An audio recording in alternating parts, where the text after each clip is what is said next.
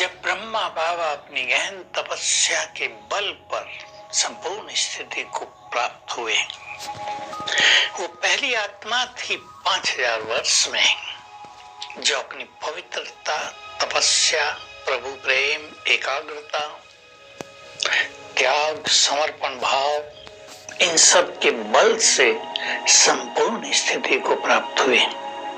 लोग तो इतना जानते हैं केवल, सब तो वो भी नहीं जानते कि perfect is only one and that is God. भगवान ही संपूर्ण है, बाकी कोई नहीं। लेकिन जैसा हम कई धर्मों की फिलॉसफी से जानते हैं, कई कहते हैं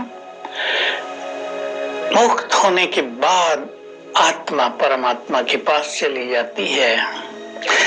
किसी की मान्यता है आत्मा अपने तपस्या करते करते परमात्मा बन जाती है। जैन फिलॉसफी में विशेष रूप से मान्यता है। लेकिन असलियत यह है कि अपनी गहन तपस्या, त्याग और पवित्रता के बल से संपूर्ण गुणों को धारण करके कोई भी आत्मा परमात्मा के समान बन सकती है। परमात्मा नहीं, वो कोई ऐसी चीज नहीं जो कोई बना जा सके। उसके समान, सर्व गुणों में सिंधु, शक्तियों में समान, पवित्रता में उसके समान, विश्व कल्याण की भावनाओं में उसके समान ये स्थिति प्राप्त की ब्रह्मा बाबा ने। और पूरे यज्ञ में गहन सन्नाटा छा गया। सबको वैराग्य हो गया कि एक सर्वश्रेष्ठ और महानतम आत्मा ने इस संसार से विदाई ली है। 5000 साल का अपना पाठ पूरा किया है और वहां से भी वो महान कार्य करेंगे तो जरूर कुछ चमत्कारिक इफेक्ट इसका दिखाई देना चाहिए। अनेक ब्रह्मावत्सों में वैराग्य की लहर फैल गई। 3 दिन तक बाबा का नश्वर शरीर हिस्ट्री हॉल में रखा रहा। योग तपस्या चलती रही। लगभग अगले दिन बहुत सारे ब्रह्मावत्स आ गए, लेकिन तीसरे दिन तक की इंतजार की क्योंकि बहुत आ रहे थे। और तीसरे दिन से हमको 4 बजे जहाँ शांति स्तंभ बना उसी स्थान पर बाबा के देह को अग्नि दी गई, अग्नि संस्कार किया गया। बहुत श्रेष्ठ वाइब्रेशंस थे। दुख का कोई लक्षण वहां दिखाई नहीं देता था। जरूर बिछुड़न का भाव तो सबके अंदर आता ही है। जिनकी पालना की जो साथ रहे उनमें ये भाव थे, परंतु एक बहुत अलौकिकता छा गई थी वातावरण में। उस दिन से हर वर्ष इसी दिन यानी 18 जनवरी को हम स्मृति दिवस के रूप में मनाते हैं। स्मृति दिवस ये कि ब्रह्मा बाबा की स्मृति। हम श्रद्धांजलि आदि अर्पित नहीं करते, शोक सभाएं नहीं होती है क्योंकि शोक की कोई बात ही नहीं, बल्कि ब्रह्मावत्सों के लिए तो और ब्रह्मा बाबा और शिव बाबा ज्यादा मददगार बन गए। सभी मिलने आने लगे थे। जैसा हम चर्चा कराए हैं, लंबे काल तक ये अव्यक्त पाठ चलता रहा। लगभग 50 वर्ष, उससे भी थोड़ा ज्यादा ब्रह्मा बाबा और शिव बाबा आकर सभी आत्माओं की पालना करते रहे। 18 जनवरी का दिन विशेष होता है। आज भी 18 जनवरी है। इस दिन को स्वयं शिव बाबा ने एक वरदान दिया है। सभी उसका लाभ उठाएंगे कि आज के दिन जो मौन रहकर, शांत रहकर बहुत अच्छा योग अभ्यास करेंगे, उनके जीवन से अनेक विघ्न नष्ट हो जाएंगे। लेकिन चाहिए बहुत अच्छी एकाग्रता।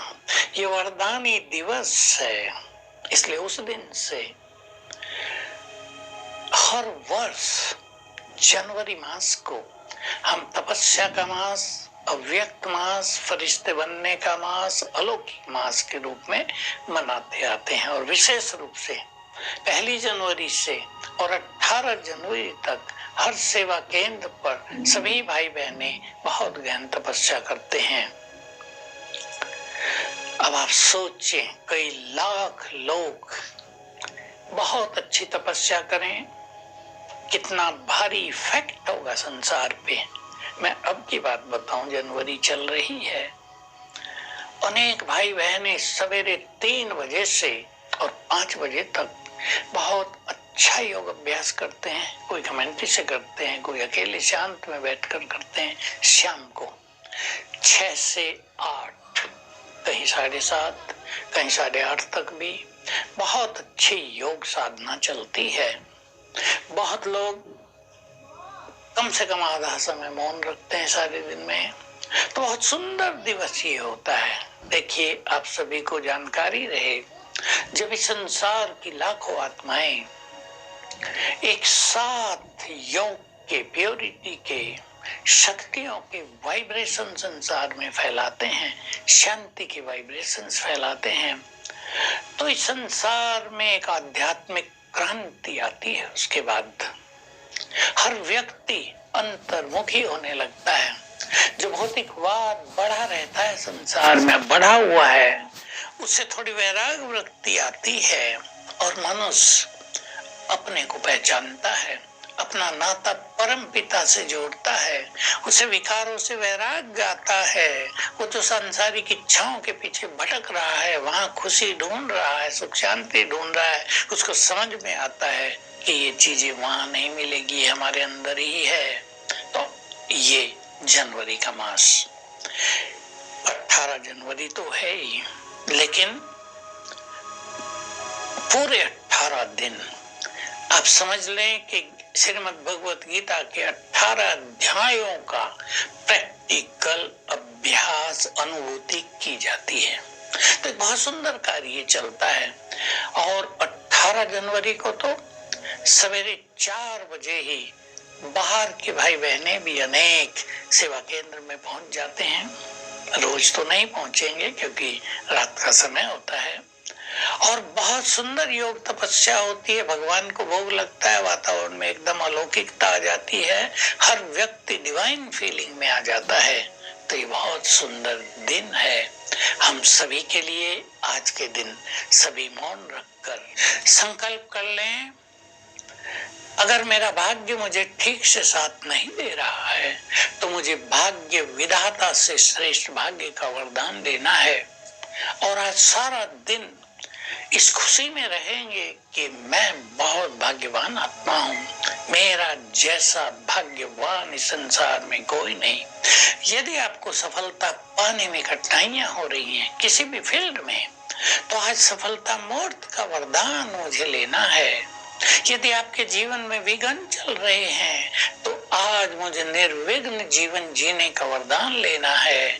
यदि आपका मन बहुत भटक रहा है तो आज एकाग्रचित्त होने का वरदान लेना है, श्रेष्ठ योगी बनने का वरदान लेना है, संबंधों में मधुर रस लाने का वरदान लेना है।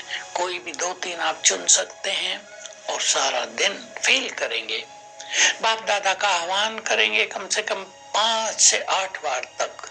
आज के दिन को तपस्या का दिन बना दें। जो छुट्टी ले सकते हैं वो छुट्टी ले लें और सारा दिन अभ्यास करें। बाप दादा आ गए, आह्वान किया, उन्होंने अपना हाथ मेरे सिर पर रख दिया और मुझे ये वरदान दे रहे हैं। आज के दिन एक सुंदर संकल्प भी कर लें कि मुझे कुछ चीजों से वैराग्य अवश्य धारण करना है, क्योंकि वैराग्य के बिना संपूर्णता आएगी नहीं। व्यर्थ से वैराग्य, व्यर्थ की इच्छाओं से वैराग्य, व्यर्थ बातें सुनने से वैराग्य, कहीं लगाव हो गया हो वहां से वैराग्य। तो ये 18 जनवरी का दिन हमारे लिए यादगार दिवस बन जाएगा, स्मृति दिवस हमारे लिए सदा सदा के लिए बहुत कुछ देने वाला दिन बन जाएगा।